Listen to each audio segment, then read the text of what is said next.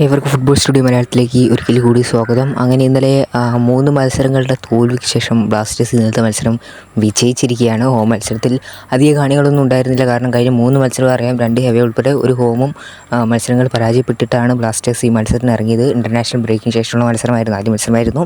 ആ മത്സരത്തിൽ ബ്ലാസ്റ്റേഴ്സിനെ ഏകപക്ഷീയമായ എതിരില്ലാത്ത 3 ഗോളുകളുടെ വിജയം ചെന്നൈക്കെതിരെ നേടാൻ സാധിച്ചു.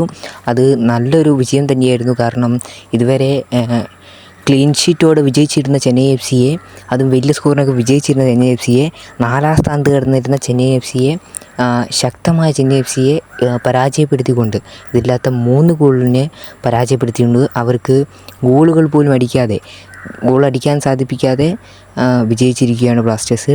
ഇതിലെടുത്തു പറയേണ്ട ഘടകം, നീണ്ട ഇടവേളയ്ക്ക് ശേഷം രാഹുൽ KP സ്കോർ ചെയ്തിരിക്കുകയാണ്. അങ്ങനെ നോഹ സദോയുടെ അസിസ്റ്റിലൂടെയായിരുന്നു അവസാന 90 മിനിറ്റ് ആഡ് ഓൺ ടൈമിലായിരുന്നു, 90 മിനിറ്റ് ആഡ് ഓൺ മിനിറ്റിലായിരുന്നു രാഹുൽ KPയുടെ ഗോള്.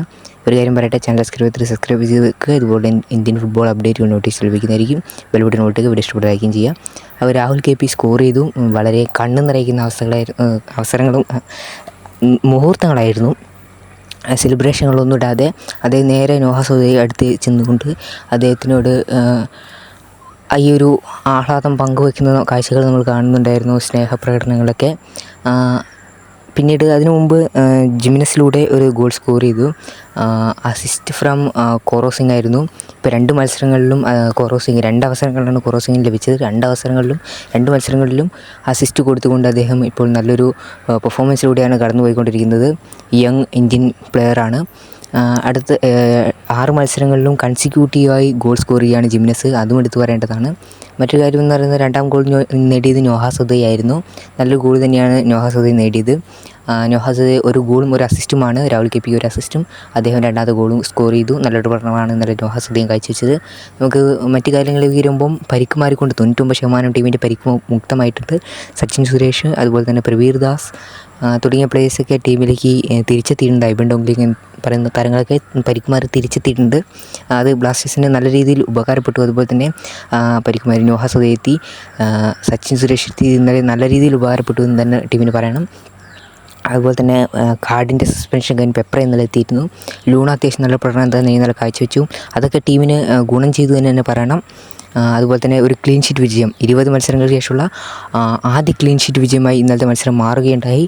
അതുപോലെ തന്നെ 6 മത്സരങ്ങളിലും തുടർച്ചയായ 6 മത്സരങ്ങളിലും തുടർച്ചയായ ഗോളുകൾ നേടിക്കൊണ്ട് ജിമിനസ് ഇപ്പോൾ നല്ലൊരു പ്രകടനമാണ് കാഴ്ചവെച്ചുകൊണ്ടിരിക്കുന്നത്.